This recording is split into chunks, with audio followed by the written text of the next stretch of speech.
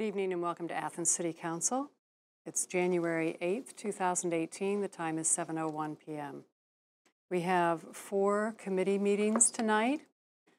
We're going to be fairly busy, and with the new year, I'm going to be consistent so that everybody has an equal opportunity to speak tonight.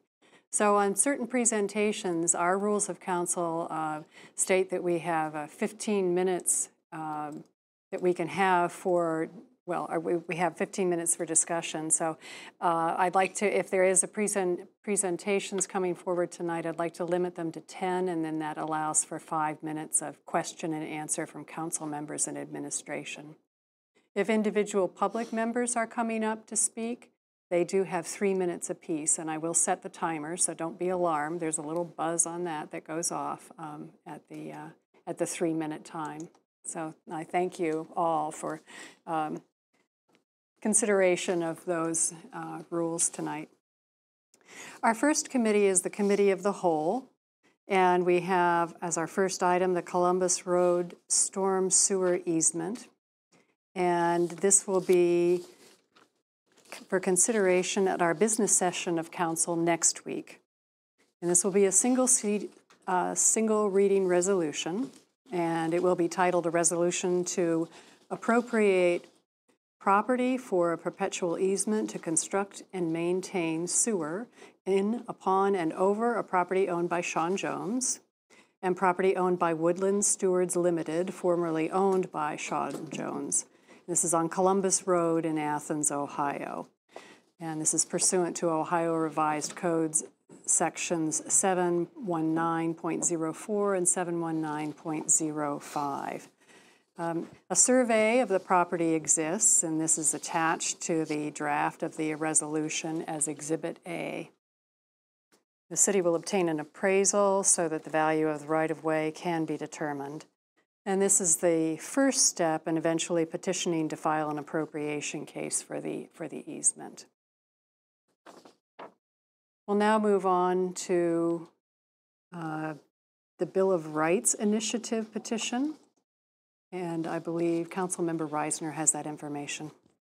Thank you, Madam President. Excuse me, my voice is a little weak tonight. I got my annual bronchitis. But I'm not alone in that, apparently. So there's a couple of items that go along with the Bill of Rights Initiative petition. As you know, way back when this ordinance was originally, or this petition was originally adopted by the voters, it came to council, and we really didn't do anything with it. We didn't codify it. And that's what this process is. So last year, back on 11/2017, we adopted an ordinance which said an ordinance amending Athens City Code, Title 47, Resource Extraction and Waste Disposal Monitoring and Mitigation Program, to add chapters 47.02, Shale Gas, Oil, and Oil Extraction. I think we've all seen this. Unfortunately, there was a clerical error that occurred there. And according to my discussions with the law director and clerk of council, all that is required to take care of a clerical error in an ordinance is just typing up the correct version, and president of council, mayor, signs it, and that's it. The error is now corrected. So that portion would be taken care of just by that. And I think by this point it's probably already been done. So that takes care of that part. The other thing is then in codifying a citizens initiative, where within our city code does that petition, that referendum lie? Well, there's no one place to put them as of now, so it's been decided that we'll create a new section of code, and it'll be called Title 49. And the entire code, I think this is a true copy of it, will therefore be there in Title 49, available for legal reference, so that anybody anywhere in the state of Ohio who may think, well, I think I'd like to go down to Athens City and maybe drill a fracking well or dispose of some brine or something, will know, just by looking at the law through the internet and so on, that, wait a minute, the city of Athens got laws against that. We may create a firestorm here if we get involved. So it's a way of letting the world know that it really is there. If we didn't do this, even though the petition was passed, I believe, what, 2004? I'm sorry, 14, yeah, okay.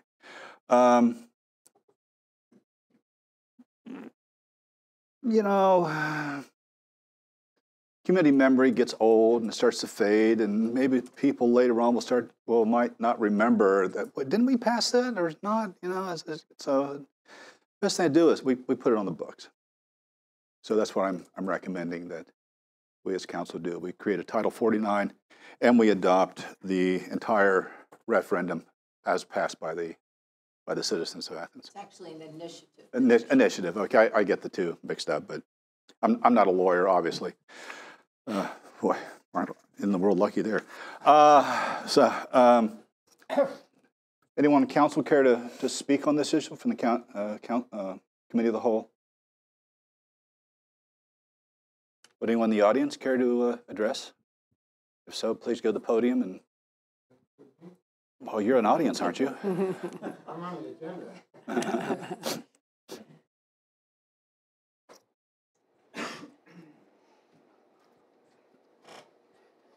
And Dr. McGinn, if you could announce your name and if you're representing an organization or a group to let us know that. Thank you. My name is Dick McGinn. I live at 44 Graham Drive, and I'm a signatory on the original initiative petition that was passed in 2014 called the Athens Community Bill of Rights and Water Supply Protection Ordinance. In teacher parlance, I can say my lesson plan has telescoped considerably, because my goal here tonight was to propose that we follow this plan that has been outlined by Councilmember Reisner. So my role has changed somewhat to thanking the committee, thanking Member Reisner for jumping ahead. We have had preliminary meetings, and I wasn't quite aware that the disposition of council was already so far in favor. We do have another issue, and I would like to say that we have 4 speakers, including for the Bill of Rights and also for the cannabis ordinance. And we have a huge issue having to do with enforcement. So that will probably be the main focus here for the remainder. We will stick with the timing. If we have as much time as you said, I think we'll probably have about 10 minutes or 12 maybe for presentations, and then there's time for questions if that's acceptable. We're working together with the cannabis ordinance because they are both needing to be codified and properly entered into the city code. So we do have an issue, and so I'd like to present my remarks in view of the proposal that we will be making, and I'll make reference to the codification as well. We stand before you tonight as citizen legislators to talk about direct democracy, home rule, in the context of our American system of checks and balances. As we all know, the most important military decisions are decided by civilian government. Important legal decisions, many of them, are decided not by judges, but by a jury of one's peers.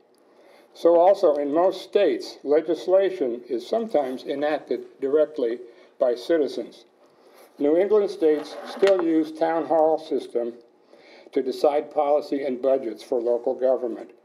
Most Western states secure for their citizens the rights of initiative and referendum.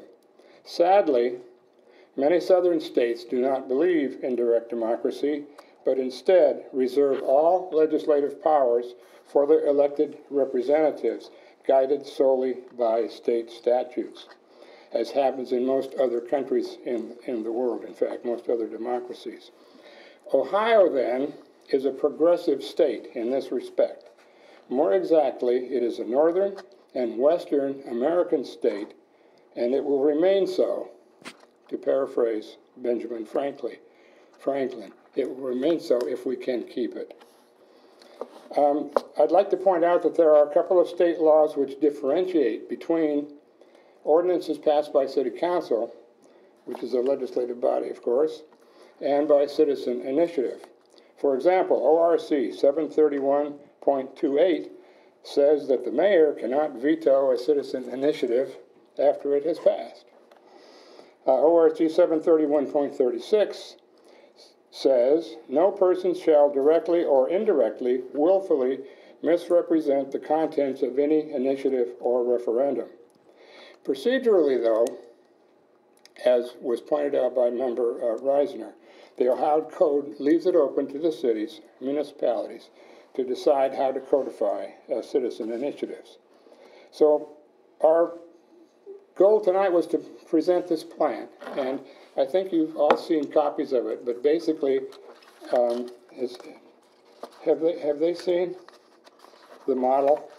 They've all seen this model. It's called Our Plan because Law Director Lisa Eliason, in her memo, summarized pretty much what we had discussed in a previous meeting. Okay, so the first part of it is that Title 49 shall hereafter be enacted and used specifically for citizen initiatives, and that their content will be entered into Title 49 without change, that is whole and entire. And we recommend also that the ballot language be included.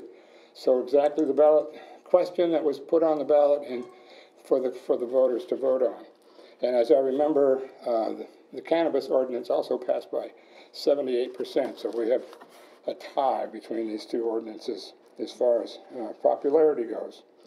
Okay, the second thing then, City Council should also retain the right and the responsibility to codify relevant parts of these. And once the ordinance is in the books, it is right and proper for City Council to select parts that are relevant to other titles. For example, Councilmember Chris Fall, in November 20th, quite rightly codified part of the cannabis ordinance under Title IX and part of the Bill of Rights ordinance under Title 47.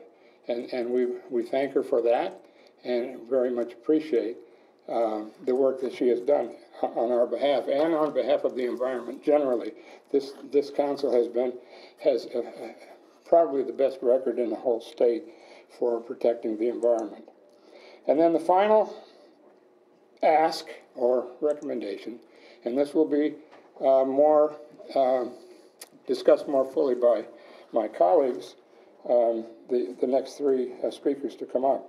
But we would like the city ordinances, whether passed by City Council or by citizen petition, they can and should be enforced in the city of Athens. That sounds obvious, but that means also on Ohio University campus and properties that are owned by the state and federal governments. This is especially acute, and in fact, some of the discussion from an earlier, I think it was November 13th meeting, City Council meeting, Councilmember Fall mentioned some states are starting to use fracking wastewater, or at least wastes disposal from oil and gas production. They call it brine, and they put it on the roads. And if I can quote exactly what she said, this is a really stupid idea. If an ordinance like that passes in Athens, and it should, we would certainly support that, it should apply on OU campus. I mean, it would make no sense whatsoever to pass a law like that to protect the water, the health and safety of the people, and then pay no attention to what OU is doing, because they also have to salt their properties. So that's the kind of the gist of what we're saying, that when citizens pass an initiative, it's not like a separate case, a separate question about enforcement. We talk about the water belongs to everybody, the water flows through everybody's property, state, federal, and local and private. If we're going to protect that water, we have to have laws that will do just that. And that's really what it means by home rule. Home rule means we don't always have to ask the state's permission or to follow other cities' leads. May Athens continue to be the leader. May Athens continue to be a beacon of democracy for the whole state. Thank you. And a couple of clarifying questions, perhaps. So, as I understand, you're presenting information that you think should be incorporated or accepted for both of these initiatives, the Bill of Rights initiative and the marijuana initiative, and that you're speaking for both of them now, but you're going to have some other presenters who will present, and we'll hold to the 3 minutes for them. And I'm looking at, okay, if we're taking both of these combinations together, I'm doing some simple math. We started at 7:10. We're going to have the 20 minutes for discussion of both of the issues, and then 10 minutes for some general questions. So what we're working towards is a 7:40 end of our discussion. And I appreciate your presentation, Dr. McGinn. I'm not sure that we have any answers for you on how we might go about enforcing both on the campus and on government properties, but we hear your comments tonight, so just wanted to let you know that. Good. Thank you. Is that... Mr. Mayor? I do want to make a comment, and in particular, Mr. McGinn, thank you for speaking, and I'm really glad you highlighted the section in here about a mayor not being able to veto, because that was never my intention to veto anything, not when the electorate votes. Just for, I don't know if it's clarification or just information for anybody, you know, when we enter into salt agreements for salting the city streets, it's usually in conjunction with Ohio University, so we will continue to salt the roads the way we have always, when we have ice and snow events like we've had over the past weekend. And so just know that we partner with Ohio University with that. So unless we went sideways and we went one way and all of a sudden they decided to go with Brian, which, believe me, they'd hear about it from my office. They would. But I just share that with you as to how the process goes when it comes to that particular issue, since it did come up, is that it's a collaboration between the two. Councilmember McGee? Thank you, and this is perhaps somewhat in tune with the cannabis ordinance and the fact that you had mentioned something concerning the enforcement of it. I do want to point out that Athens has had a very good history, especially with our current city law director, of accommodating people who are charged with violations of the marijuana laws, to give them an opportunity to have those charges amended when appropriate. I think the difficulty that we're all facing is wondering what the Ohio University Police will be doing, whether they will be charging the offense under state law or city law. I would just suggest, and again, this is a suggestion, that petitions be presented to the president of OU and to the trustees, indicating that due to the recent very large majority vote in favor of the TACO ordinance, that the university consider having its officers comply with the city law. That would be a good way to start. Mm-hmm. Thank you, Dick. I would like to yield to the next speaker who's on the agenda, Caleb Brown, who will be talking specifically about that issue. We're getting a little out of order with our If agenda there, though. I'm okay to if you want to merge the two topics together. Yeah, essentially, Okay. we work together. We have common interest in terms of the codification, and we also have common interest in seeking enforcement beyond city property for these ordinances. Which and I'm okay with that. That's why I was going towards, well, if we all work towards a 7:40 for Right. conclusion of Yes. discussion of both topics. Yes. I think we have our plan now for the Citizens Title Initiative. 49. Yeah, right, for Title 49, so we I can thank move you on to the next from the topic. bottom of my heart. Okay, well, since we've already segued into the marijuana initiative petition codification, the procedure will be the same as we've already discussed. Mr. Brown, would you like to speak to the topic? And if you want to announce your name for the cameras, and then also if you are representing an organization. Hi, my name is Caleb Brown. I'm a resident here in Athens, and I was the treasurer for the Athens Cannabis Ordinance Committee, and I've also worked closely with the Athens County Charter and Community Bill of Rights petition that was circulating the past couple years. So I'm going to actually be speaking about both issues. And I would like to start with a piece of philosophy that I found on the Athens City website, on the pages about the police department, called Protecting the Public Trust. There's an outline of John Locke's social contract theory, where citizens enumerate their rights and create their government to uphold and enforce those rights. And on our city's website, it says, perhaps the biggest responsibility of any law enforcement officer or any other government official is to recognize that his or her authority is not derived by a set of laws and ordinances or an oath of office, but is granted to them from the very community that they serve.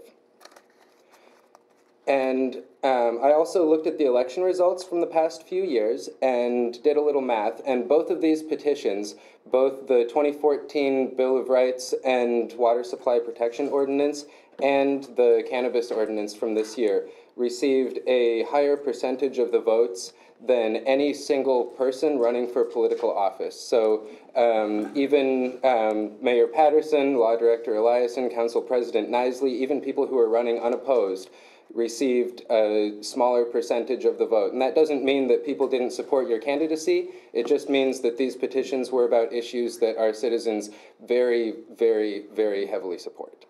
And I believe that our local government should be going out of its way to honor its citizens' will. And in one sense, we've been doing a great job here in Athens, not only with the 2 home rule lawsuits that we've been involved with other issues, but also with these 2 petitions. I looked around and I've found that there are at least 9 citizen initiative petitions that have been passed in Ohio in the past 5 years. 6 of them were marijuana ordinances, and 3 of them were Bill of Rights and Water Supply Protection ordinances. And these are in cities all throughout Ohio. And what I've found is, at this point, there are only 2 of those 9 ordinances on the books, and I think it's great that here in Athens tonight we're working on adding 2 more.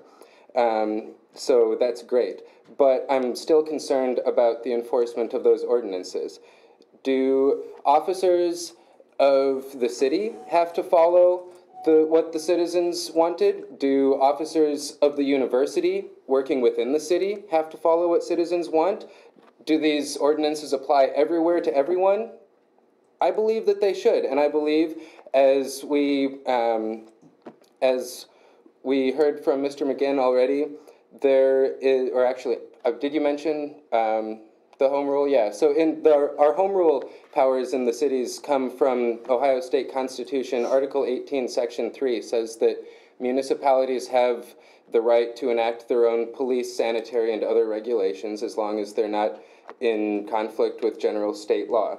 And our cannabis ordinance does not conflict with general state law, which is how it got past the Board of Elections and got on the ballot.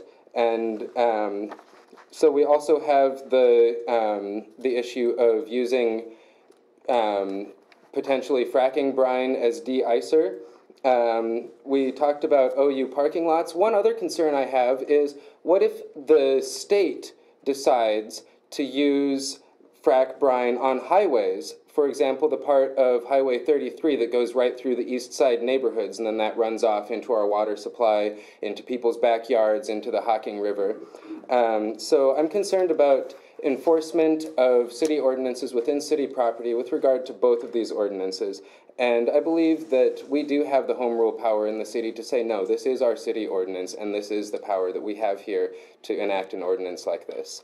And those kinds of lawsuits can and have been won in Ohio. I know that there's a lot of concern about whether cities can override the state when it comes to fracking and that kind of thing, and oil and gas extraction. But in a very parallel case, the state of Ohio granted sole regulatory authority over parking and towing to the Public Utilities Commission of Ohio a year before they granted a sole regulatory authority over oil and gas extraction to the ODNR. And the city of Cleveland a few years ago sued and had the sole regulatory authority for PUCO taken out of the law, and that law was overturned. And I believe that that is a possibility also with oil and gas extraction. And I believe that local ordinances like what we're talking about here is a way to begin the process of taking the rights back into the hands of people and of the natural environment. And again, when it comes to the enforcement of the cannabis ordinance, I believe that that is also possible, not just within the city's police department, but I believe it's also possible to coordinate with the university police department to follow the will of the citizens within the city. I know that the University of Toledo has been known to cite under their local curfew ordinance, which is a city ordinance, which means that university police officers in the state of Ohio are allowed to cite under a city ordinance, which means that University of Ohio University police officers are allowed to cite under the Athens Cannabis Ordinance. And that said, I believe that also the Joint Police Advisory Council should be working to coordinate enforcement for the whole city so that there is no confusion and so that these concerns about students not knowing what the law is in what part of town can be completely erased. And it's wonderful that we have the JPAC here in our town to be able to coordinate law enforcement like this. That's basically some of the main questions some of the main points that I have to address. If anybody has any questions for me, I would love to answer them. If not, we can move on. No, I guess not. Thank you.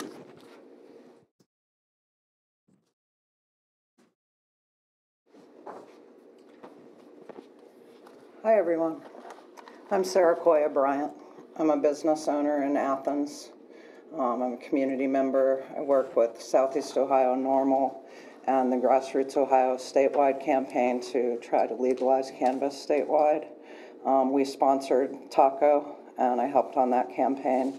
I'm also a member of the Athens Bill of Rights Committee, so I actually worked on both of these campaigns that are being codified tonight. I'm here as an advocate for local democracy in general, and to request that our city respect and defend both of these municipal laws passed by citizens. We have the right to home rule in Ohio. City ordinances that are not preempted by or in conflict with state law are enforceable laws for our city, no matter if they're passed by city council or vote or the people. They should not just be a directive to specific citizens, and that's a good thing. That means when the council passes the current proposal by Councilwoman Fall to ban the use of vertical flak waste as a de-icer, it will indeed protect our entire city, including OU's roads. Why else even enact a city ordinance? Because they establish that this is how we want to do things here, this is what our city wants, and this is how we choose to govern ourselves. City Council is well aware of our rights to home rule. As Mayor Patterson mentioned at a November council meeting, we're involved in not one but two lawsuits involving our claim to home rule at the moment. So I would wager that we would also sue to enforce the upcoming frack waste de-icer ban if that was necessary to keep our environment safe. The notion that state agencies must follow state law and cannot comply with a city ordinance is rooted in tradition and not law.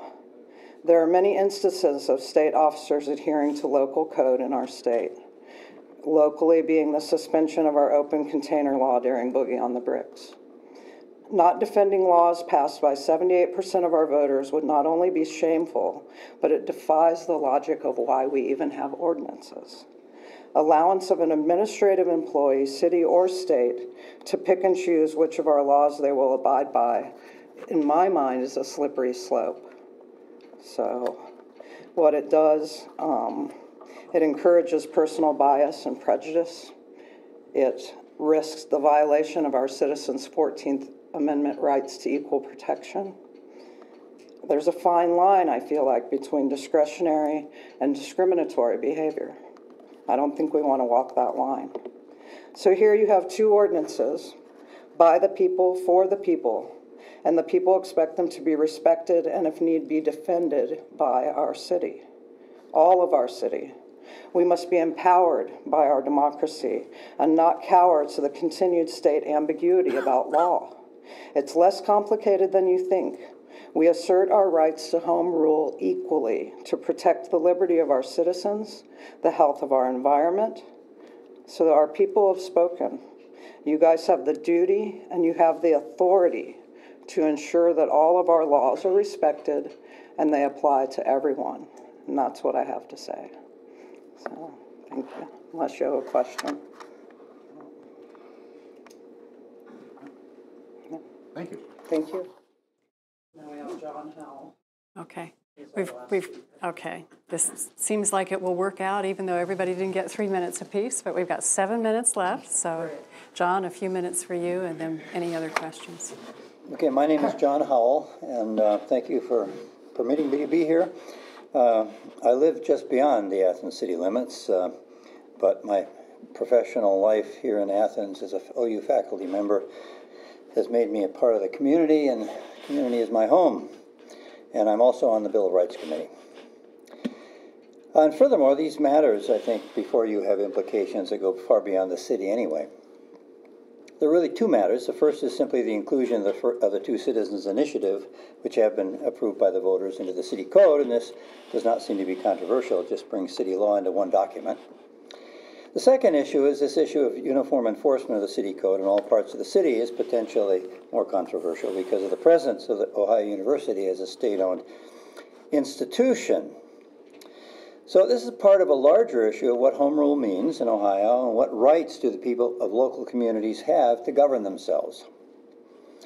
And it's part of the general question of state preemption of local prerogatives being debated throughout the country. As mentioned, Article 18 of the Ohio Constitution says, and I quote, "Municipalities shall have authority to exercise all powers of local self-government." Well, in an article prepared for the members of the Ohio General Assembly by the Legislative Service Commission staff in January 2010, Gridley and Burns write that the exact scope of, quotes, "all powers of local self-government" has not been defined by the courts. So this means there is ambiguity. And where there is ambiguity in law, there's always an opportunity for court decisions to go our way, but it may take persistence.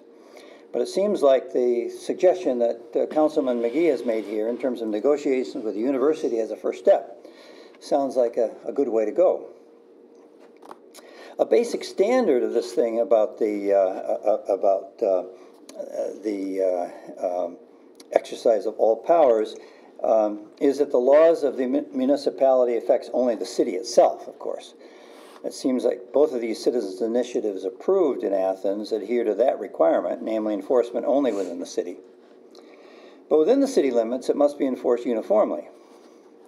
Zoning laws, of course, can apply differently to different parts of the city, but that's what zoning laws are for. But neither of these citizens' initiatives are zoning laws, of course. So enforcement must be uniform. And it's most obvious in the case of public health and water protection laws, such as the Athens Bill of Rights and Water Supply Protection Ordinance. In a book entitled Broken Trust, Government Dysfunction and Constitutional Reform, political science professor Stephen Griffin points out that the citizens' initiative process is a vital tool to address government dysfunction. Now, I'm not suggesting that the Athens city government is dysfunctional, but dysfunctionality is painfully clear at higher levels of government. If we fail to fully enforce the initiatives adopted by Athens city's voters, are we undercutting a process that is vital to the survival of democracy itself and of the survival of our democratic republic? Rights become real when citizens insist upon having them, like the founders of the country did in establishing our independence. We see now a global movement toward recognition of rights heretofore not encoded into law, namely the right not to be made sick by our environment, or stated another way, the right to air, water, and soil free of known toxic contaminants. So let's be part of that movement here in Athens. Let us be leaders in that movement by insisting that our laws be enforced uniformly throughout the city. Thank you. Questions? No? Oh, you have a question? I have a comment, just in general. I think that the working in a democratic process through initiatives is a lot of hard work, as you guys found out more than once. And I want to say thank you to the citizens who went out and did the hard work of campaigning and petition collection, because this is truly the democracy at work. And we see at larger levels, especially state, of trying to erode the voice of the people. And as many of you know, that I'm like this person who's always kvetching about preemption and home rule. And I think that this is a great opportunity to show Athens as a leader. And I appreciate very much what you've done. Thank you. Thank you.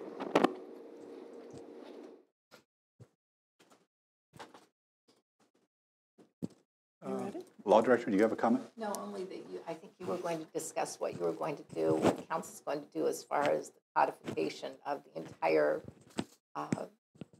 Yes. marijuana initiative petition, and also the changes that were recommended by Caleb Brown as far as other things that need to happen in our city code. Yeah, that's correct. You've provided a list of where you believe that the various sections of the city code need to be updated because of the citizens' position. I think most of that goes into, Title IX. Is that correct?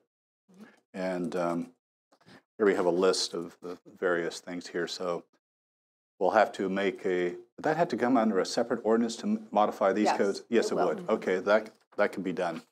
And I think Monday we should be ready to present this for a vote, for reading. Next Tuesday, that's right. Yeah, I'm sorry, I'm a little spacey at the moment. So, is that covered? Did I miss anything? Yeah, okay. Okay. She keeps me on track. And so that will be covered with a 3-reading resolution. And, these will, or just no, I think as far as codification, putting both of the initiative petitions in a certain section, those can be a single reading. But the other one, amending code. The other one will be an ordinance. Will be an ordinance with three. Yes, because we're amending the code. it did. Yeah. The initiative petition did state that if there were other sections of the code that needed to be amended, that we should amend those. So correct, Mr. Mayor. So to get this straight, there's going to be amendments to Title IX and other areas where there already exists. And there's the creation of Title 49, which is a new title under code, which I think is a great idea because we don't have a place for citizen initiatives.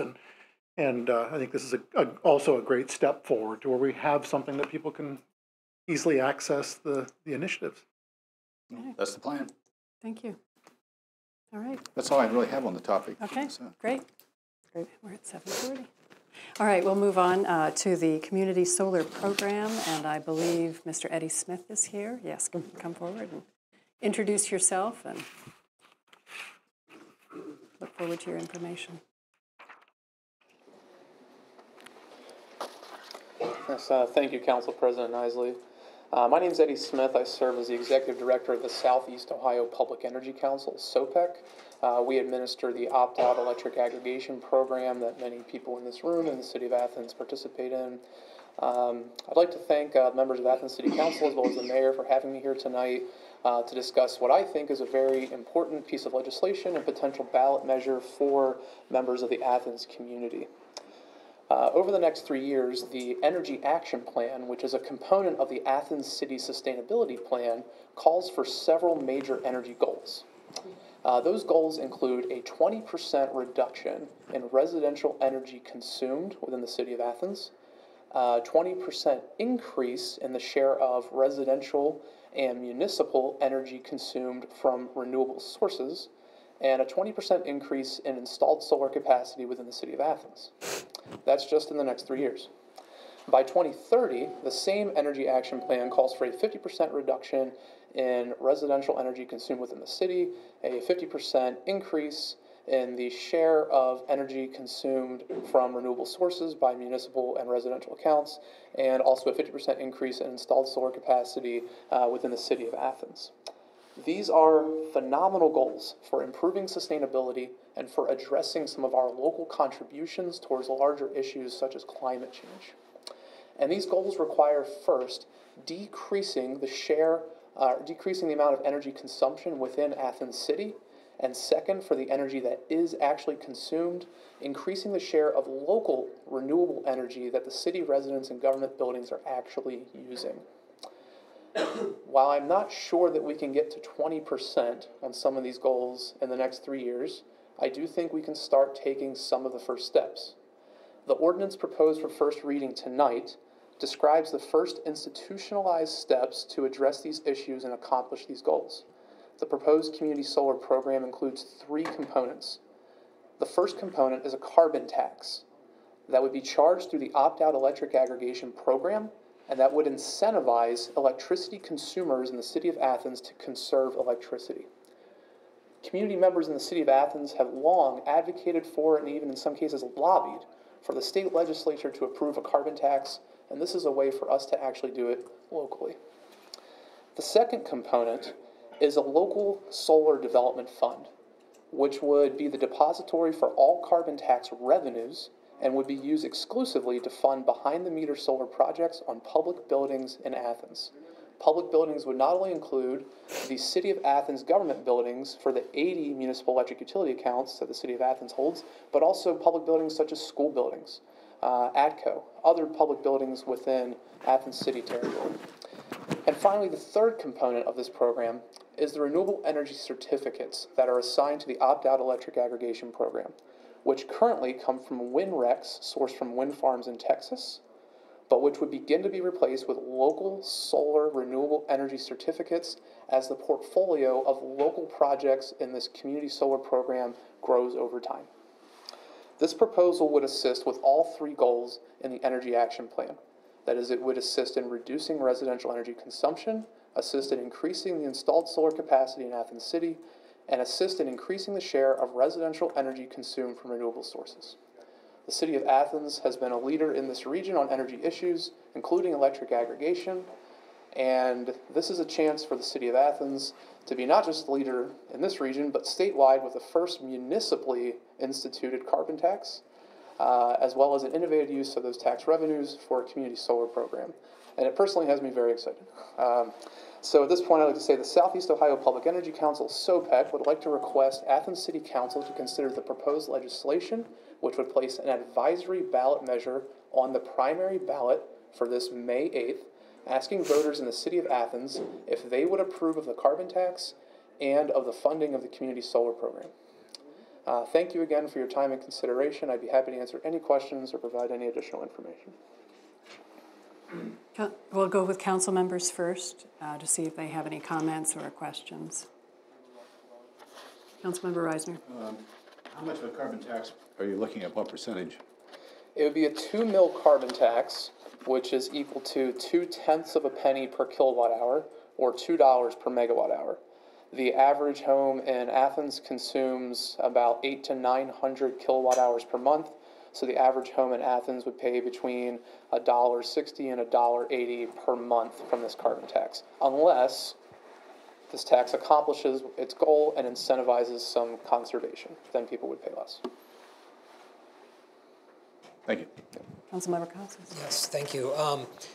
So when you were talking about some of the goals, the third goal was to increase our solar production by 20%.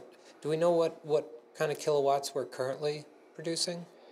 Yes, there is a list on PUCO's website of all of the installed grid-tied solar systems within the city of Athens, and I could bring that back to council next time if you're interested.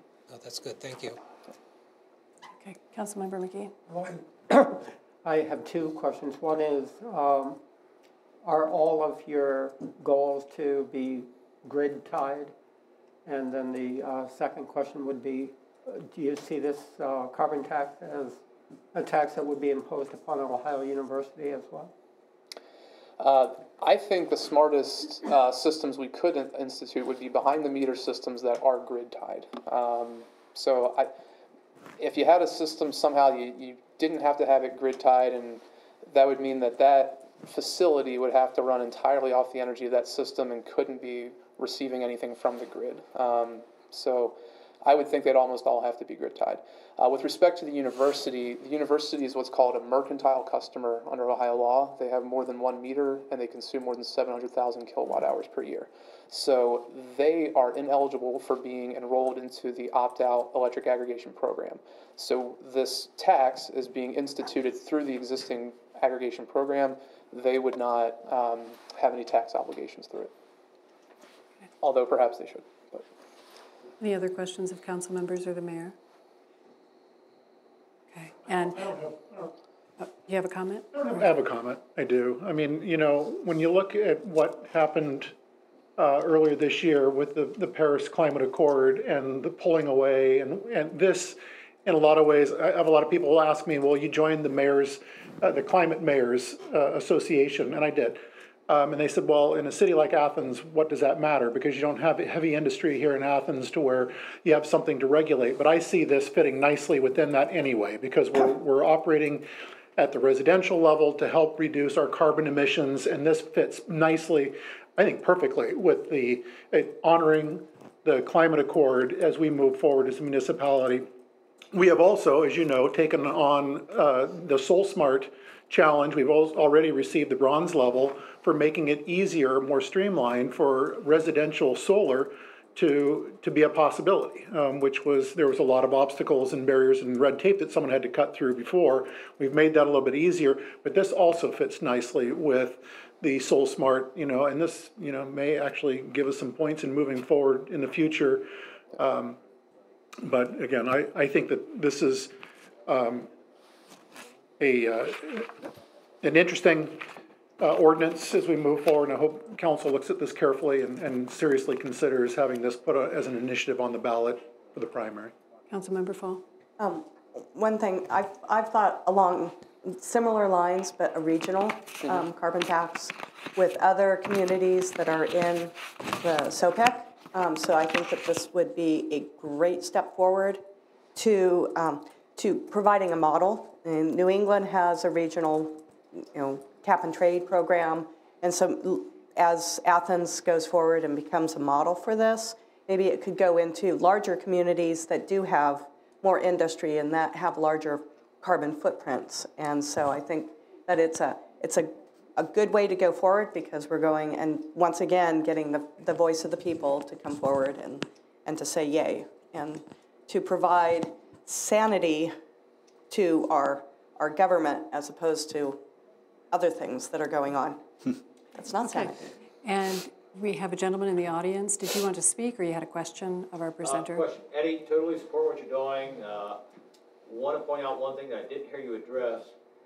Once you install a solar system onto a property, say AGCO, for example, you put a $50,000 array on the roof of their building, does that not then become part of the property tax assessment for said building? And I would hate to see that in the future, going forward, become a break towards the progress towards achieving your goals. I think that the impact on the property tax assessment of what you're attempting to do long-term needs to be addressed so that it doesn't, in the future, provide an impediment towards expanding the project as much as possible. Yeah, that's one dimension I don't think we've considered with this, partially because public facilities I don't think have property tax obligations locally, and so improving those through an installed system I wouldn't think would harm them financially, if I'm addressing your question right. Well, once you've covered all the public roofs, if you then start to reach out to other rooftops that are not city-owned, county-owned, yes. etc., then you're going to come across that issue. If we exhaust the 80 accounts in the city of Athens, plus all the school buildings and everything, that'll be a great problem to have to solve. But I hope we're discussing that problem sooner rather than later. Thank you, Bill. All right. Okay. I think we're ready. Thank you very much for the presentation. Eddie, if you have any other materials that you think would be helpful for us to speak about, because as we move this ordinance forward, we'll likely be asked further questions by citizens. So any ready material, educational material will be a help for us. I'll prepare a fact sheet and send something. That'd be great. Thank you. And this would be a normal 3 reading Correct. Ordinance and not a resolution? Right. Okay. February 7th is the filing deadline. Okay. February 7th. 7th, we might need to, suspend on one of the readings. Okay. All right. Well, thank you very much. This ends our Committee of the Whole meeting. We'll now be moving on to the Transportation Committee. And I know some of you have been here for the Bill of Rights and the cannabis. And so if we want it, we can take 30 seconds. If you are ready to go home. If you'd like to stay, we love the audience, but we also understand it's a long, icy, dangerous evening out, and so fully understand. Thank you. So thank you very much for being here. Everybody's going. We're so sad. We'll be okay. We'll be all right. The students have to stay home. How quickly they leave us. Just use us and we're just abandoned. Kent is not going to be here, so you and the mayor and I are going to tag team on this. And he just sent an email. He got it totally confused. He thought tonight was a regular meeting. And How the new year starts. And by August, then. He just emailed me now. We can do it. We can, oh, absolutely. It'll be fine.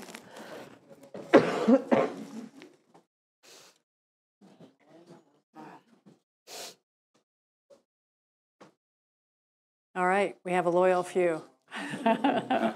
Thank you for being here. We're going to continue on now with our Transportation Committee, and we have several items for discussion tonight. And chairing this committee is Councilmember Katsas. President Nisley, thank you. We have quite a few bullets, so let's try to move through these. The first one is the International Street Fair, which we have a date coming up on April 7th. Assume this is for street closures, and if so, which ones? Do we know which street closures? Do we have anyone presenting on this? I believe Oh, we do. Okay, great, okay. There she is. All right. And if you would like to give us, Yes. come ahead and announce your names and the organization you're with and information. My name is Diane Cahill. I'm actually the Interim Director for International Student and Faculty Services at the university. And so I'm here to support the students, but I'd like to let my colleague introduce herself. I'm Victoria Maranova. I'm an international student at Ohio University. I'm also the graduate assistant at ISFS, and I'm also a vice president of one of the student organizations that utilizes the street fair as a fantastic event to get involved with the rest of the community in Athens. So we actually met with the city, and we talked about Court Street. Last year they had closed Court Street from Baker Center all the way down to, I'm going to forget the name of the street, so I apologize. Washington. On Washington Street. And they had a stage set up at the corner of the Green. And so we were talking about the same thing this year. I think the difference that the police explained is that they had talked about the possibility of setting up barriers, but I can't say more than that's what they suggested. And so at the time when we met with the city and the police and OUPD as well, I really left it up to them to decide which parts of the street. We really just wanted to be able to move forward with the street fair and not interrupt the city more than was necessary to make sure that we could have this event. So. Okay. So just for clarification, closing Court Street from Baker Center to Washington, so only Union Street will be impacted. What about in front of Baker Center? Will that also be closed? I don't recall whether we blocked Mulberry last year. Is that the one coming in? I think they were talking about how they had not, but they were going to reroute around. And so, but I know that they had tried to reroute in such a way that there wasn't heavy traffic going that direction. But you might want to talk to Captain Harvey about that particularly. Okay. So I don't want to say something incorrectly. Okay, that's correct. We'll have all the streets mapped out we'll get for the streets you, closed. much like we did last year. We'll look at things and the times. And the comment about the barriers, welcome to a different environment. So we need to be smart about what we do. Yeah. Okay. Okay. Yes. The $10,000 question, when is Numberfest? That's Yes. Because in the past, we have moved things around because of Numberfest. Right. And it's always an issue, and whether we've heard from the people who put that on and such. So that's something that we need to look at, always look at going forward. And I appreciate that it's coming so soon in the year, because sometimes people come and say, oh, we need something, 3 weeks from now. And so I appreciate the forward planning on this whole thing on part of the city administration and the university. Thank you. No problem. April 21st, 22nd. Oh. yes. So there's no conflict there with the 7th of April. And we meet often with the organizer for Numberfest, and he keeps us updated on what's going on with the Numberfest venue, which, as everyone knows, is outside the city proper, yet we feel the pain from time to time. So, thank you. So yeah, these two events don't conflict with each other this year. That's great, because in the past it has, and a lot of people have been upset about that, because this is a long-term tradition, and it represents our community really well about being very inclusive and a lot of fun. And so, Thank you. Oh, and we have one other question.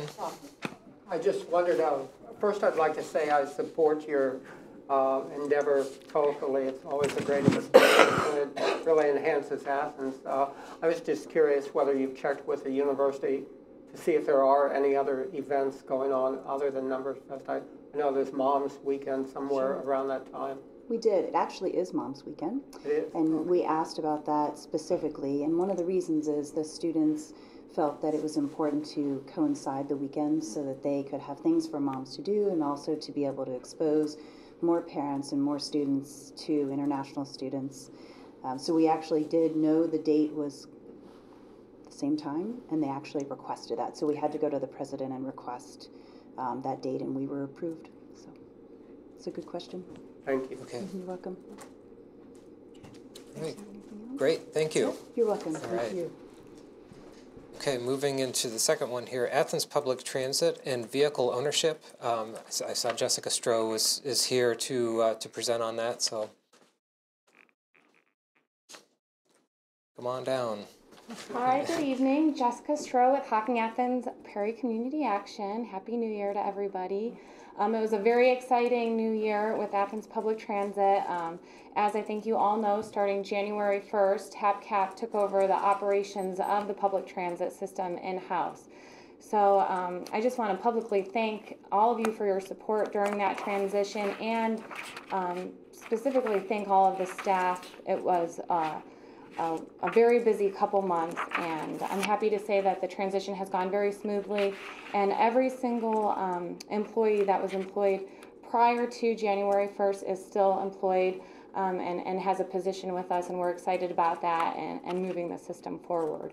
So when we talked about the transition with the operations in the fall, one of the other things we had talked about was the ownership of the vehicles, because as with HAPCAP being the designated grantee for the city of Athens, it is a possibility for HAPCAP to take over the ownership of all of the vehicles.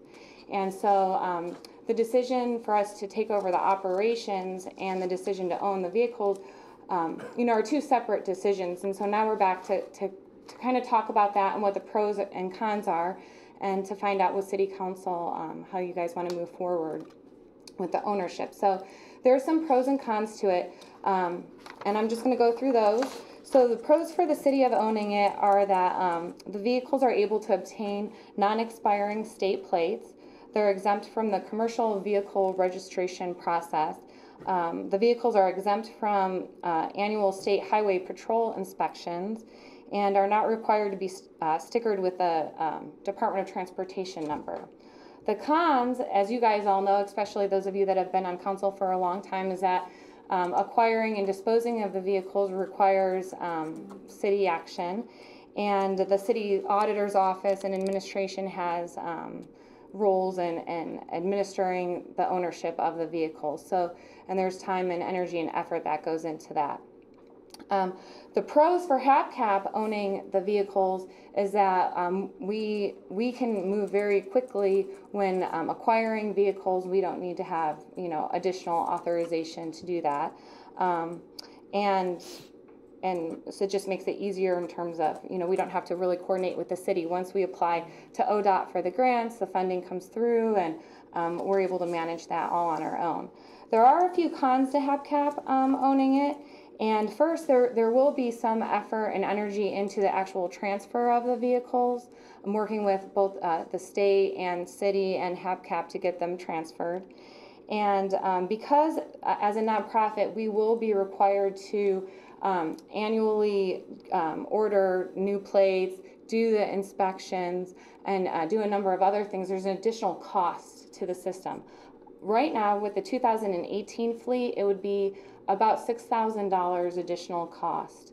And I can't say right now that that's an additional cost to the bottom line of the budget, because this is a transition year with HAPCAP taking over the ownership, but the budget has been fairly tight over the years, and so it is something that we felt we wanted to make sure that you guys were aware of and considered in making the decision of how you wanted to handle the ownership of the vehicles. Okay. So it sounds like up front there's a little bit more legwork, and I guess I'm kind of curious, if you didn't purchase the vehicles, are you just continuing to lease them from the company you just broke with? Okay, so right now there is why we're bringing it to you today. There is a specific issue that's coming up. So the city of Athens currently owns the majority of the fleet. But McDonald's Transit owned 3 of the buses that HAPCAP has been leasing in order to operate the system. And McDonald's Transit is willing to sell them to either the city or to HAPCAP. And right now we have ongoing month-to-month lease to operate those buses. And McDonald's has been great to work with, and they're very willing to work with us on whatever time frame it takes. But they do want us to sell them sooner rather than later. So we do need to make a decision about those 3 vehicles if sooner than later. And now we don't have to make a long-term decision about the entire fleet. That's something we could do later down the road once we kind of see how the budget pans out. But and if you're not ready to make a decision today, then probably we would need to initiate the process for the city to purchase the 3 buses from McDonald's and add those to the city ownership.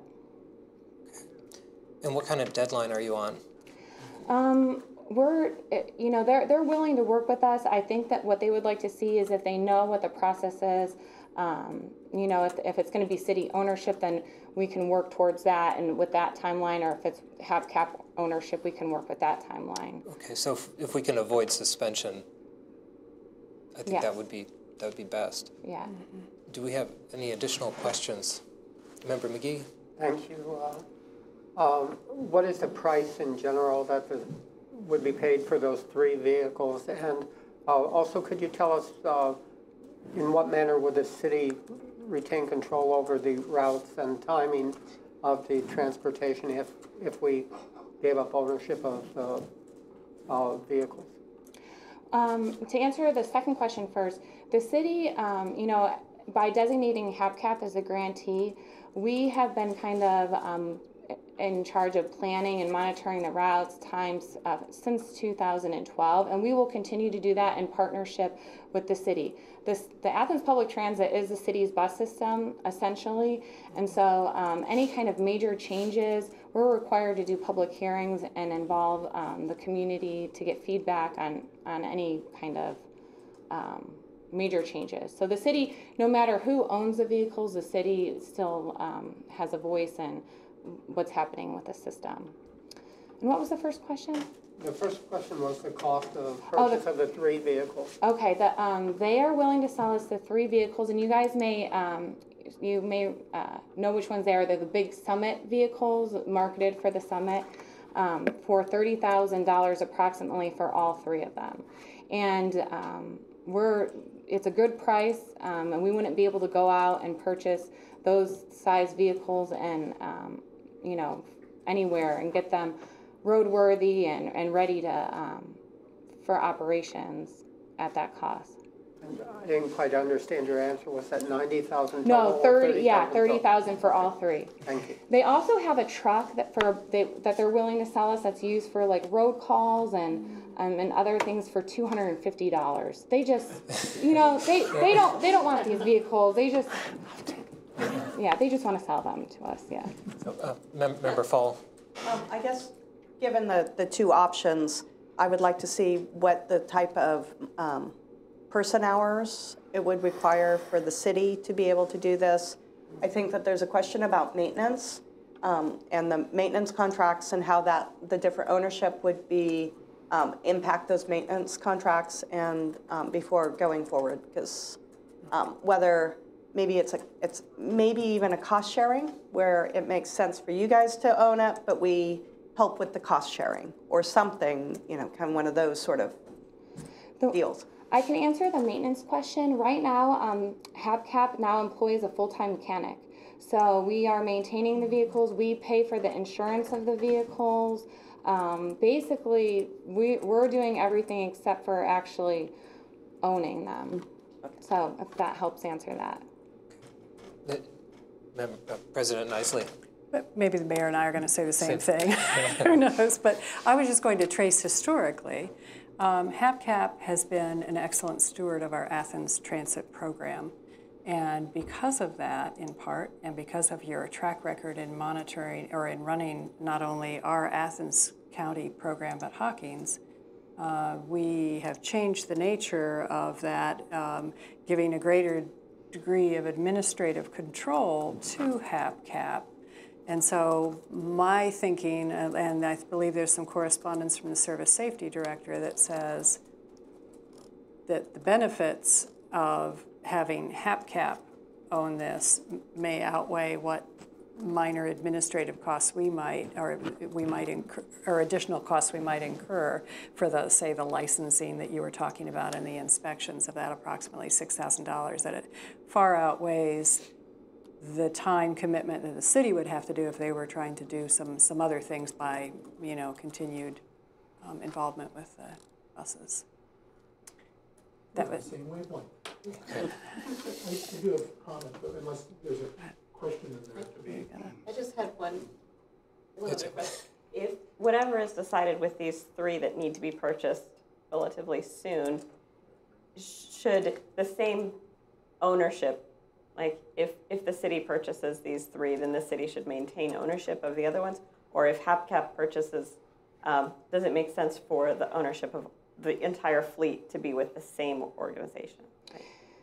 Yeah, I think ultimately it makes sense for the same owner to own the entire fleet, but it's not a requirement. So that is there's a hybrid option that we could do where HAPCAP's authorized to purchase just these 3 or vehicles as needed, you know, because there's a lot of potential for growth even in the future, and then the city would retain ownership of certain vehicles. So there is an option for a hybrid, but I think organizationally it does make some sense to keep them all together.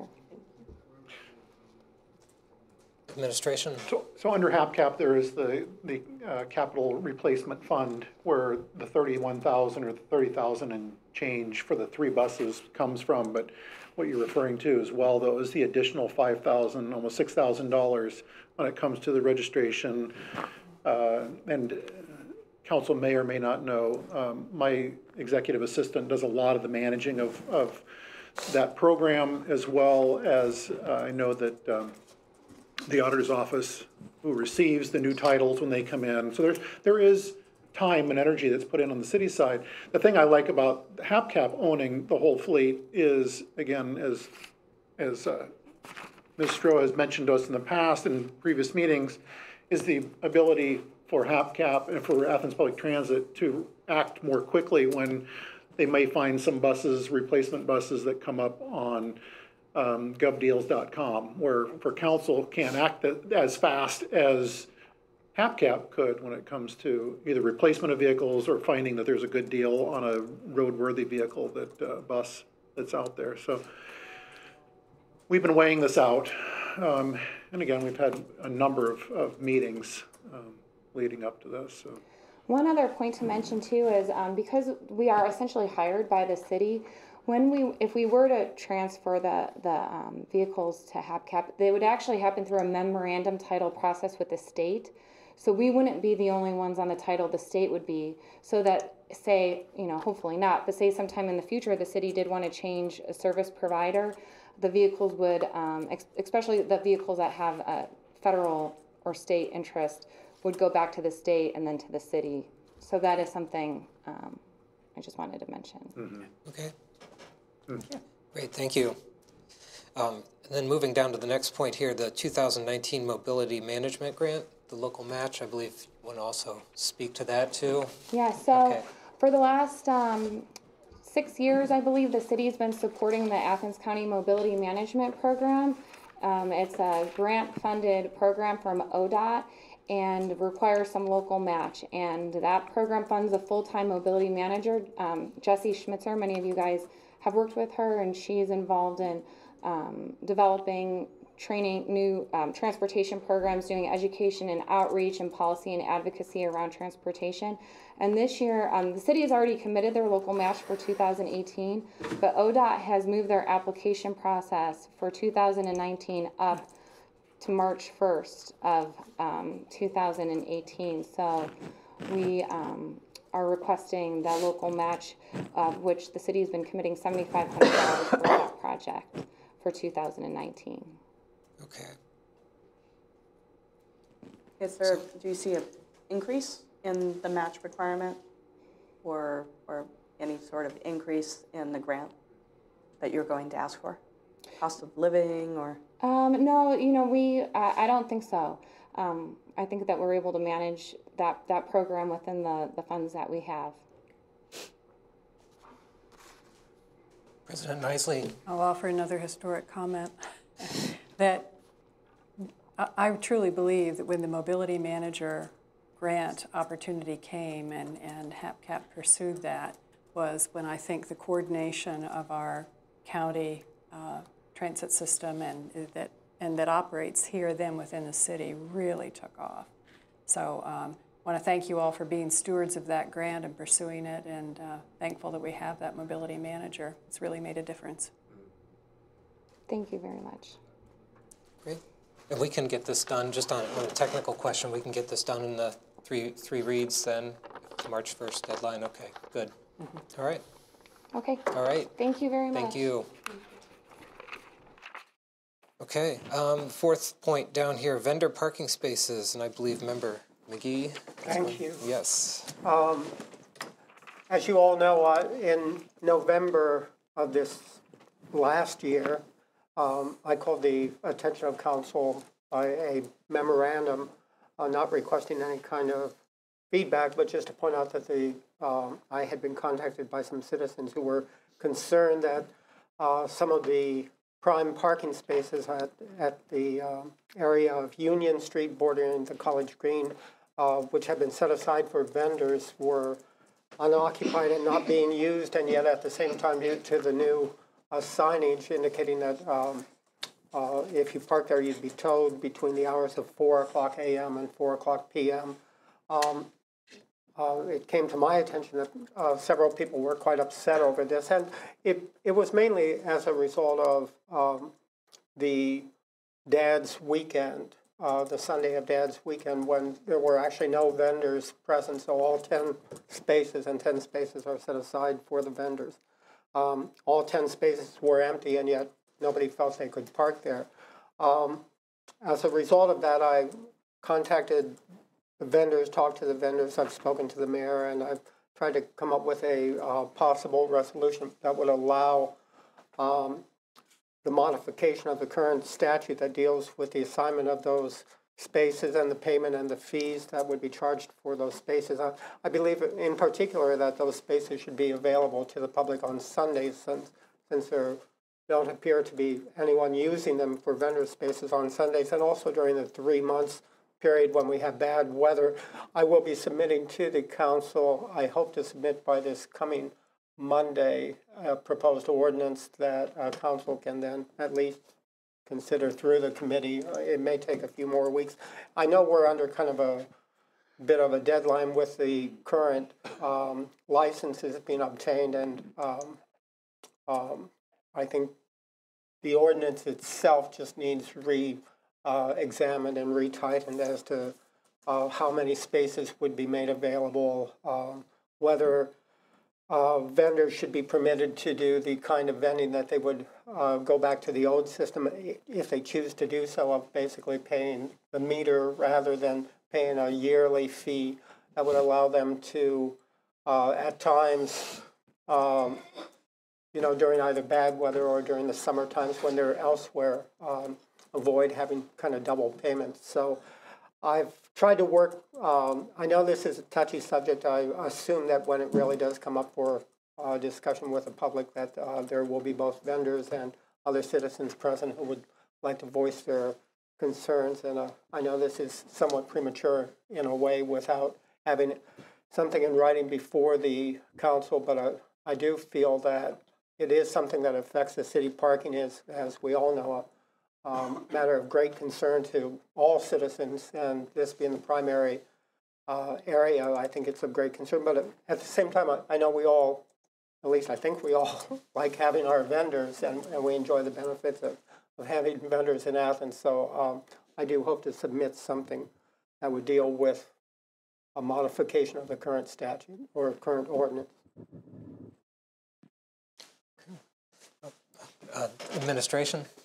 I believe that there's some room for amendment in this particular piece of legislation. However, I would mention to council and anyone who's watching tonight that our vendors, the vending spaces that have been allocated for years, for quite some time, has also spawned some movement for those who started off as a vendor to become now a vendor who's transitioned into a restaurant as a fixed asset. I will remind council that Chica Chica Chop Chop was one such vending truck that became sole.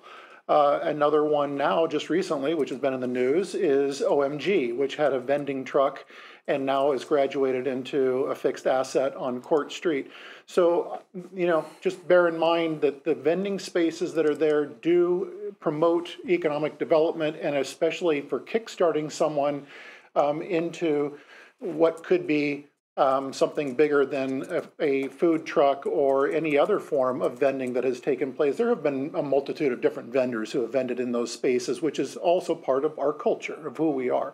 I'm not opposed to seeing some change on a Sunday because the way the formula works is that for someone who is a Class A permit holder or Space A permit holder under the vending spaces is essentially paying a fee that is basically what the metered spaces cost on a daily basis over a year's period of time as well, which really means that anybody could park on a Sunday in those spaces, because that space is free, essentially.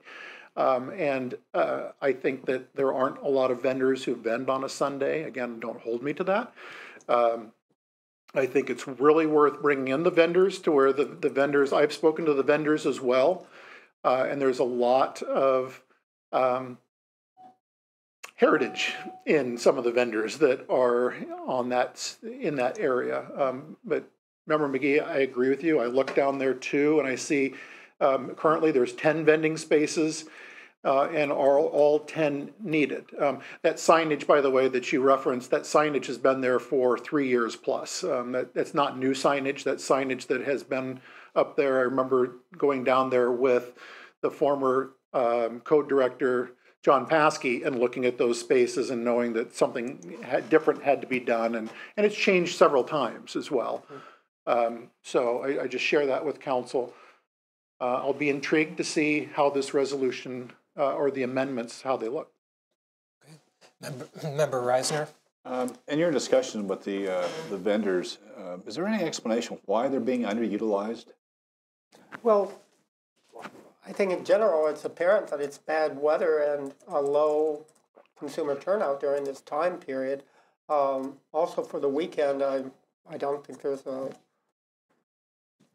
desire to do it at any particular time. I know one thing that I think is important to them, and I think the current system perhaps causes a problem. I know the mayor has mentioned to me that we shifted the vendor spaces over from one side of the street to all on one side due to certain problems that they had at some time. Some of the vendors who have the larger trucks are concerned about being able to get easy access. So, I mean, when I look at it, there are some prime spots that could be done so that they could get much better access in and out if they're at the front of an area that perhaps doesn't have anything behind it. So I think that that kind of thing could be done to appease everybody. Right now, it's almost like people want to have two spaces so it's easier to get their cart in and out. And if nobody is there, well, that's very nice for them. But I think the real answer to your thing is, you know, the weather is so bad. I can't anticipate. And I was watching it. My office is actually overlooks the vendor area, and I've been watching it. And I think the tricky thing is to really figure out what's the appropriate time to offer, like a 3-month reduction in fee in exchange for allowing them the option of not having it locked in, but still to vend. If it's a nice day, they can go and vend and just pay the meter. So, I mean, that would just be a thought. Another thing to add on to that is, you know, a vendor has a permit for a year. So they've paid a full year to use that space. And so therefore, if they opt not to show up for whatever reason, it's still that they have purchased that permit that allows them to have that space, whether they use it every day, every other day, once a week, whatever, or not. That's part of the process. I do want to share with council, and that is that the only city street in the city of Athens that we allow for vending is between Court Street and Terrace. Actually, it's College, along that stretch where you see those vending spaces. We don't allow for vending anywhere else in the city of Athens. The only other thing that you'll find, and again, this is not on the city end, is someone who gets permission from a property owner, if granted there's space, for them to vend on private property, which is permissible as long as they have the property owner's approval. A great example would be Dale's BP, where the hot dog truck, a munch box, shows up and sells hot dogs. Mm-hmm.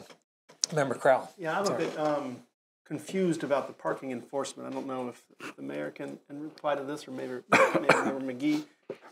If I park my car there, and is it up to the vendor who has paid for that spot to come along and say he's in my spot and get the police, or the parking meter enforcement staff coming by and saying this car does not have the Class A license, I'm going to ticket them?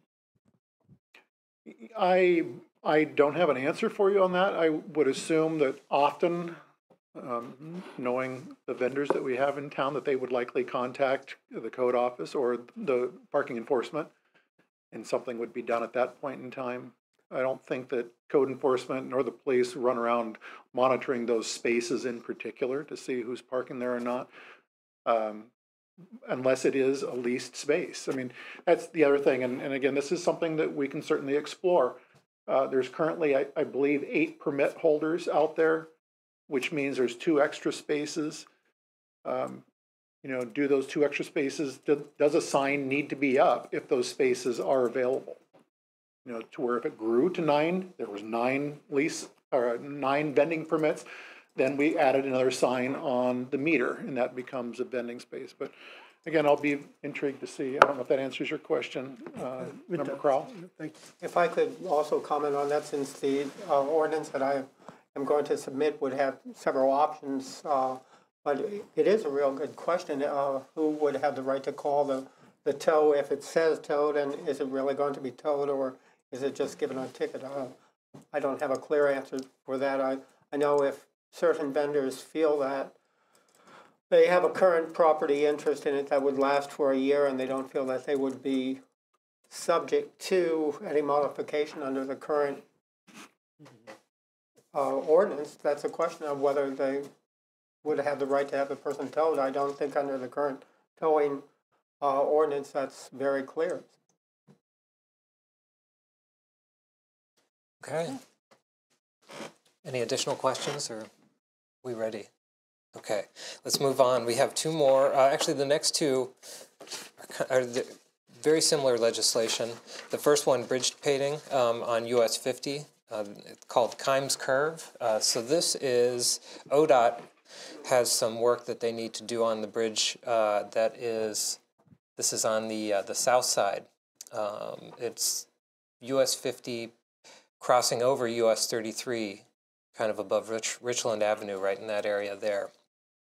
They have painting and some structural steel and minor repairs that have to happen to that bridge. Because it's within the city of Athens, they're asking for legislation on this. This is not going to cost the city anything, but they would like us to give them our blessing. Do we have any questions on this? No. Just a clarification, this is a 2019 project, but it could likely be done in 2018.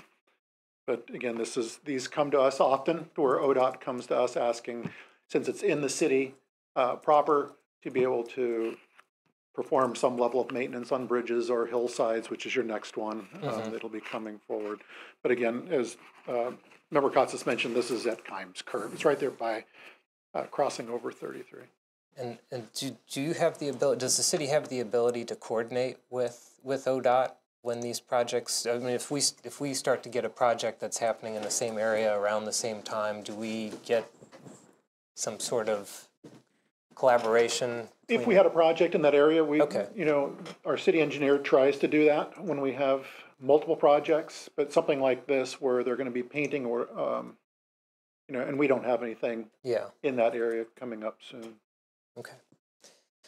So the second one, yes, that you referenced, the landslide. There's a landslide repair also on US 50. This one is on the far east side of town, I believe, running parallel with River Road and Harmony. Harmony. Okay. So those in that area, once again within the city limits. This is going to cost the city nothing, but once again they would like to have this legislation passed through. And is this also a 2019 project? That's a 2018 repair. Okay. I had just You a have a question? Yes. Okay. If we didn't go forward with our blessing, would they do it anyway? I mean, is this just a courtesy? It is a courtesy. I wouldn't recommend doing it. Right. No. Not passing it, given everything that ODOT has done for the city. Oh, yeah. Well, but it's interesting because we've talked a lot about home rule and things like that. You know, I think that it's good to establish that we do, you know, are concerned about the different routes through our city that are maintained and owned by other people. Sure. And just it's a matter of authorizing it, and so they do. I think know that they need to come to us, whether it's an absolute requirement, whether they would do it or not. But we do authorize that for the projects to happen. Well, it's funny. I remember the conversation when the bypass over Nelsonville, US 33 was going through, and they had a bunch of public meetings in Nelsonville, and Nelsonville at the time wanted to get an additional exit, and at some point in the paper, ODOT said we would love it if we had your support, but we don't necessarily need it. So, but they're a great agency to cooperate with. Right. They do lots of great things. So this is and they've done things for us when they've like paved one area. They say, oh well, we'll just pave. We'll continue down. And it makes logical sense to go and do another 120 yards of yours and stuff. Don't you love it when governments use logic? I just wanted to share, again, we will likely may or may not see something coming through on the really unfortunate, tragic incident that occurred on 33 last night, because there's some guardrails in that area, and so we may see more, or ODOT may come in and repair them. But again, that's within the city limits as well. That was very, very tragic. Yes. Okay, the last one on our list tonight is the Clean Ohio Trail Fund application. And Mayor Patterson, would you like to speak to this? Sure. This was a project, the project being 83 Columbus Road. 83 Columbus Road is the property that the city of Athens owns. It was a former certified gas station, or it was a gas station, whatever the name was, I don't recall. But with that property, we had thought a couple different things. One was that we were thinking about trying to put that into the capital, or get it into the capital budget for 2019, 2020.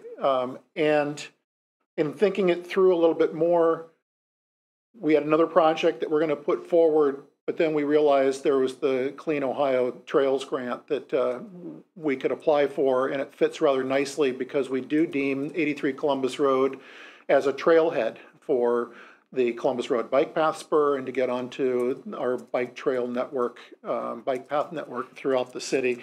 So it fits nicely. We will be requesting that council, it come up for first reading next week, and that we suspend because there is an application deadline of the 16th of January. So no, it's February 1st. Correct. I stand corrected. But we still need to pass it by the 16th to get that rolling. So thank you. Yeah. It is February 1st for the Clean. Do you know how many other Clean Ohio Trails applications are in this district for the trail? I do not. Okay. There's likely others, I'm sure, but I haven't heard. I know other programs, but they're not in the trail one. Yeah. So. Yeah. Jessica Dine came across this, and we felt it fits rather nicely with what Columbus Road could become as a trailhead. So the legislation for next week is just okaying the application of the submitting the grant process, starting the grant process. Correct. We're looking at this to be approximately a $250,000 project in total. It will become an Athens Beautification Day project, which also gives us points under this funding mechanism because we'll have volunteers who are working, and we can use the volunteer hours that went into cleaning up that area, and in particular the building. We have a major project we'd like to do with Athens Beautification on the building structure itself. And there's a 25% match required usually. Right. They'll take in-kind matching. Okay, that's good to know. Okay, now and so I've seen some preliminary drawings. I'm going to say years ago. Are those still? I mean, is there something that you can share with council? Absolutely. So we can kind of wrap our heads around it a little bit. Absolutely. We did have BDT Architecture put together a couple of concept drawings for what this space could look like, and utilizing the building as it exists, but also creating a park. So this would be a small parklet, and it would have multimodal transportation access to that space. For dropping people off or picking up or parking. I would be more than happy to share that with council. Also a bus stop? We could do a bump in, to where there is an area where buses could pull in and pick up, drop off. Okay. Great. Any other questions? And with that, I'd say I'm done. All right. Great. Thank you. Thank you. We'll move on to the Finance and Personnel Committee, and this is chaired by Councilmember Reisner. Thank you, Madam President. Revolving Loan Fund Administrative Agreement. I really don't have any information on that before me, that particular topic. I see the auditor in the audience. Do you have anything? For this revolving loan fund? Mm-hmm. This is just, it's a 3-year administration agreement, and so this is renewing that. We're up at the end of the last 3-year agreement, so this is just extending that agreement to move forward. Okay. So necessary legislation by Monday night? I believe you'll have it. Okay. Yes. And what is the loan fund? The one with the EDC. Right. Correct. We used to manage our own revolving loan fund. The funds were cut. We still had some money sitting there, and they administer the counties. And so a few years ago, we've turned that over to them to administer. And EDC is the... Oh, Economic Development Council. Sorry.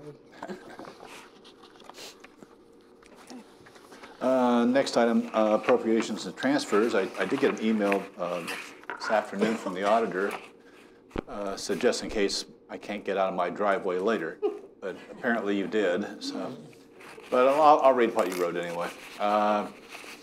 From line of 212, tourism, need an additional $20,000 appropriated in TC 300 for payments to ACCVB. The Bureau. Mm-hmm. We've changed our mix, and so we changed how much we've appropriated in there because we used to pay our EDC commitment out of that same fund, but we're not now. So these are all adjustments to the budget that council passed in December that once we had a chance to look at it closely, we just need to bump that appropriation up a little bit.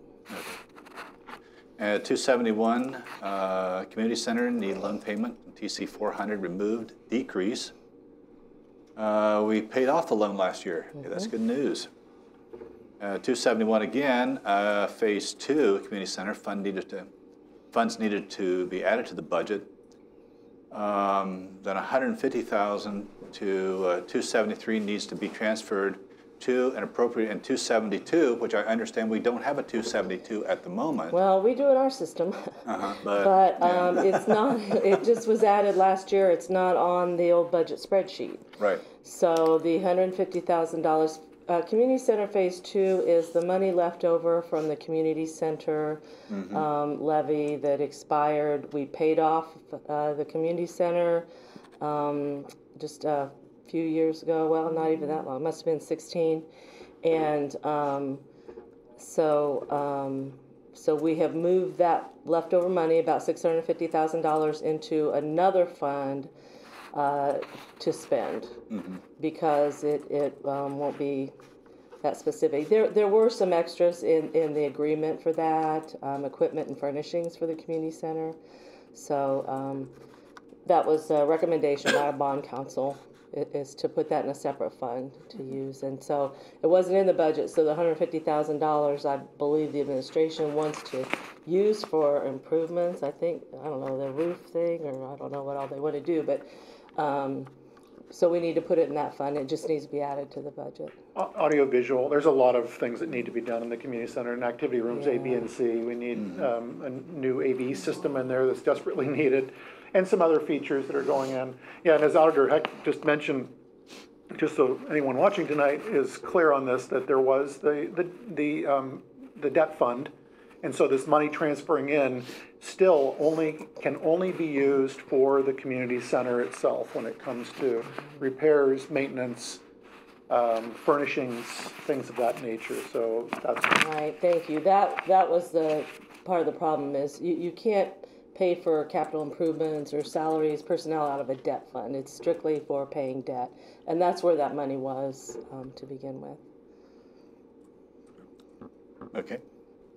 590 State Issue 2 needs 400,000 appropriate in TC 500. It's just a carryover from last year for Andy. They get grants, and the mayor might remember more. I left my other notes over there, but sometimes we get the money and we aren't able to spend it before the end of the year, and it has to be reappropriated. Yeah, this is the SALT cooperative that we enter into. And so what we want is $200,000 authorized to transfer for operations as necessary. I will share with council, which since we're talking SALT, which is what this ordinance is going to deal with, is that, again, because of the climate, the real climate outside, we have been really going through SALT. So we're going to need to seek authorization. We're good with SALT right now. Okay. We need our own salt works.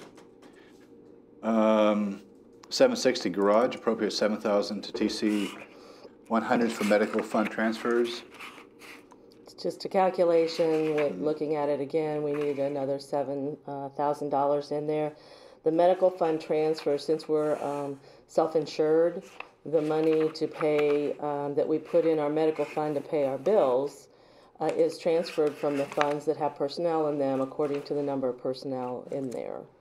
And so this is just we need some additional in there from the garbage fund, which isn't just our garbage pickup contract, but we have people in utilities billing and our deputy service safety director who also paid out of there.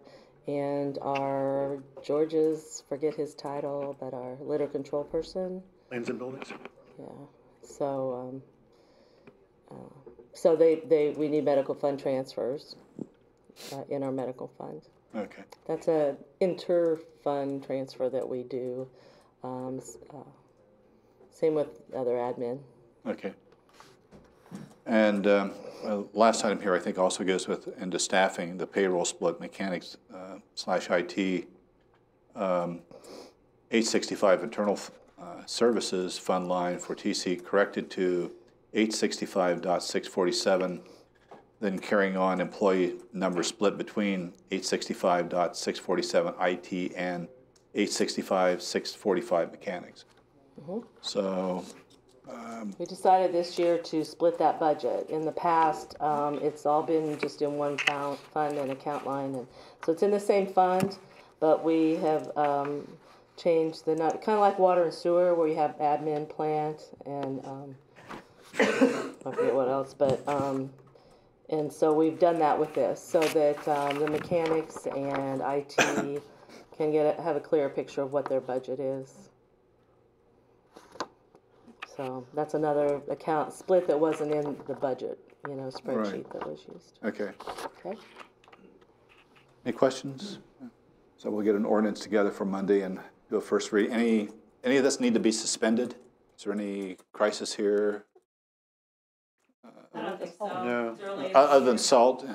No, and I misspoke on the SALT. The SALT's coming up under City and Safety Services, so no, there's no need to expedite any of this. Well, that seems to be all I have under Finance and Personnel. Thank you. Okay. We next have City and Safety Services Committee, and I'll recall a quote from somebody that I've seen on their email, something about blessed be the flexible, because they won't get bent out of shape. And so we had a minor glitch this evening in that our committee chairperson is not here. And so I think collectively, amongst the mayor and the vice chair and myself, we can probably cover these items with some of the information that we have. The first one being the city-county sewer expansion project, and I could go ahead and speak. I believe that's authorizing for the phase of that, for the design phase of the portion of the city sewer expansion. Is that right? Right, but at this point in time, what I'm requesting of council is that we table this. Oh, you do want to table it? Okay. I would. Okay. I would, because there's still a lot that we're working through with the county when it comes to the design engineering of our portion of it. Okay, well that shortens the discussion then tonight. And we'll stay tuned and look forward to further discussion of that later. Okay. So it looks like the next two items are somewhat intertwined because we have a backhoe for purchase, and then the second one is disposal of backhoe. So I don't know if those are Do we have an old backhoe that needs to get replaced? We do. Let's start with the new one first, though, because we're on that. We're looking for authorization to utilize the state Ohio Cooperative Purchasing Program, this state bid, to expend up to $123,000 for a new backhoe. That backhoe is utilized by 3 different departments, 3 different fund lines. We're looking at 740, 750, and 745. And for each one of those, it's $41,000 each for this, because it's utilized by streets, by water, by sewer. So. And it's being utilized a whole lot lately. It's being, and we're talking now the new one that doesn't exist. So the old one is being, it's time. And so then the second one, as Member Kotza said, is for disposal of the old backhoe. And there is a trade-in value of that we can apply towards the purchase. Good. Okay. And then the last item, the water softening salt. That was the salt that I was talking about. Okay, now that's water softening salt as opposed to the salt on the roads. Road salt, and it's more expensive. This is seeking authorization for the $200,000 for water treatment plant salt. So this is the softening salt that we use. Okay. All right. Any questions? This would also be out of... how many tons is that? For $200,000, how much salt do you get? You know, Member Eisner, I don't know. I can find that out for you. That'd be interesting. I imagine it's there's probably several factors that come into play. Again, the cooperative. And going back to brine and such, is this certified, like certified salt, that we know where it's coming from and that it's not, you know what I mean? Because there has been other states where they have used salt that have been, from my understanding, not really healthy. So. Well, this is salt that comes from, I mean, the 2 big ones are Cargill and Morton, I believe.